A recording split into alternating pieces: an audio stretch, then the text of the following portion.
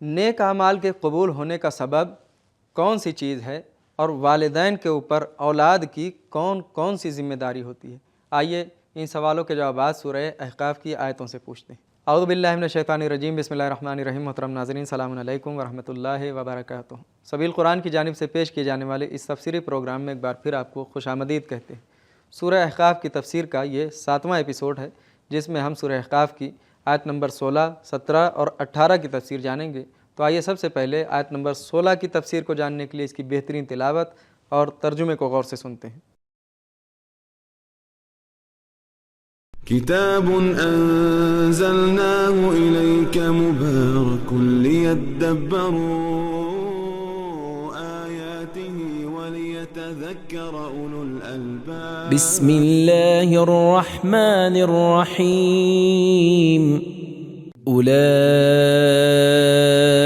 الذين نتقبل عنهم أحسن ما عملوا ونتجاوز عن سيئاتهم في أصحاب الجنة وعد الصدق الذي كانوا يوعدون۔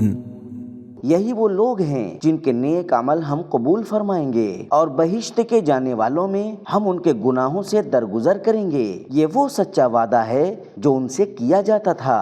بہترین تلاوت اور ترجمے کو سن لینے کے بعد اب آئیے اس آیت کے نکات کو بھی غور سے سنتے ہیں۔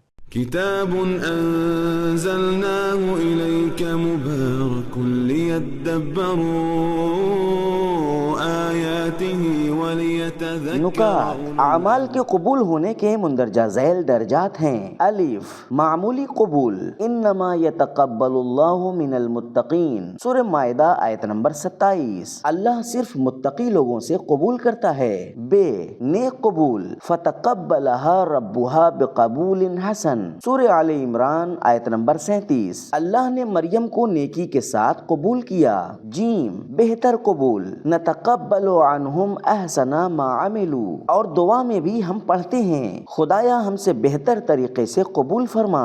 کافی جلد نمبر 4 صفحہ نمبر 165۔ انسان کے اعمال کو اگر اللہ قبول نہ کرے تو خانہ کعبہ بنانے کا بھی کوئی فائدہ نہیں ہے۔ جس وقت حضرت ابراہیم علیہ السلام کعبہ بنا رہے تھے اس وقت اپنے عمل پر فخر نہیں کیا بلکہ کہا ربنا تقبل منا، سورہ بقرہ آیت نمبر 127۔ خدایا ہم سے قبول فرما۔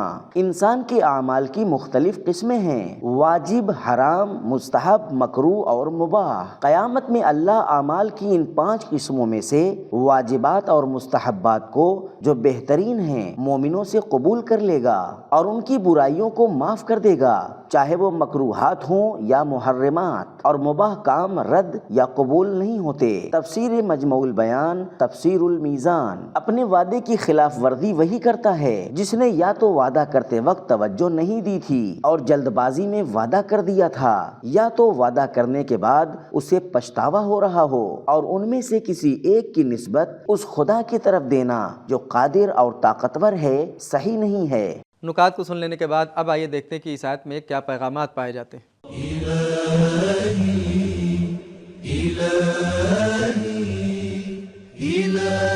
پیغام نمبر 1، کسی بھی عمل کی اہمیت اس کے قبول ہونے میں ہے۔ نمبر 2، والدین کے ساتھ نیکی اور اللہ کا شکر ادا کرنا نیک اعمال کے قبول ہونے کا سبب ہے۔ نمبر 3، اللہ کی بارگاہ میں توبہ کرنے والا گناہگار بھی قبول کر لیا جائے گا۔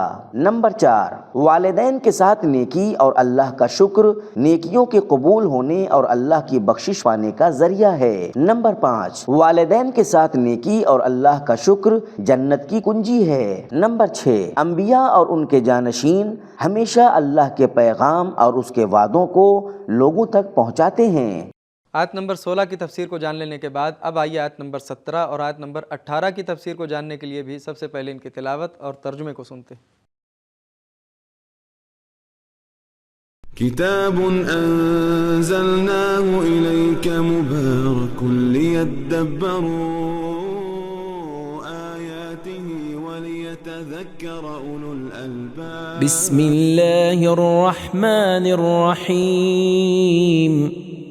والذي قال لوالديه اف لكما اتعدانني ان اخرج وقد خلت القرون من قبلي وهما يستغيثان الله ويلك آمن ان وعد الله حق فيقول ما هذا الا اساطير الاولين أولئك الذين حق عليهم القول في قد خلت من قبلهم من الجن والإنس إنهم كانوا خاسرين. اور جس نے اپنے ماں باپ سے کہا کہ تمہارا برا ہو، تم کیا مجھے دھمکی دیتے ہو کہ میں دوبارہ قبر سے نکالا جاؤں گا، حالانکہ بہت سے لوگ مجھ سے پہلے گزر چکے اور کوئی نہ زندہ ہوا، اور دونوں فریاد کر رہے تھے کہ تجھ پر وائے ہو، ایمان لے آ، خدا کا وعدہ ضرور سچا ہے. تو وہ بول اٹھا کہ یہ تو بس اگلے لوگوں کے افسانے ہیں.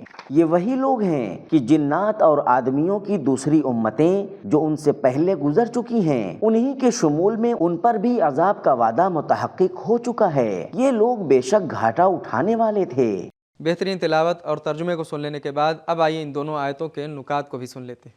كتاب أنزلناه إليك مبارك ليدبروا آياته وليتذكر. نکات افن کا معنی ہے بیزاری اور ناراضگی کا اظہار کرنا، اور ایک طرح کی توہین اور بے ادبی ہے. پچھلی آیت میں والدین کے ساتھ نیکی، اللہ پر ایمان اور اس کی نعمتوں کے شکر کے آثار بیان ہوئے جو کہ ہمیشہ رہنے والی جنت ہے. اس آیت میں نااہل اولاد کے چہرے اور اس کے برے انجام کی تصویر کھینچی گئی ہے تاکہ دونوں طرح کی اولاد کے کردار اور گفتار کا موازنہ کیا جا سکے. آخرت میں لوگوں کے حشر سے مراد تمام انسانوں کا ایک ہی وقت میں اور ایک ہی جگہ پر محشور ہونا ہے. ایسا نہیں ہے کہ اس دنیا میں ہر روز کچھ لوگوں کو زندہ کیا جائے جو یہ نااہل اولاد اپنے والدین سے کہہ رہی ہے مجھ سے پہلے گزر چکے لوگ زندہ کیوں نہیں ہوئے. جو قیامت پر ایمان نہیں رکھتے اپنی شخصیت، صلاحیت اور نعمتوں کو ناچیز قیمت اور جلدی گزر جانے والے مقصد کے عوض بیچ دیا ہے، اور قیامت میں ان کا ہاتھ خالی، ان کی پونجی برباد ہو چکی ہوگی اور وہ گھاٹا اٹھانے والا ہوگا. نکات کو سن لینے کے بعد اب آئیے دیکھتے ہیں کہ یہ دونوں آیتیں ہمیں کیا پیغامات دیتی ہیں.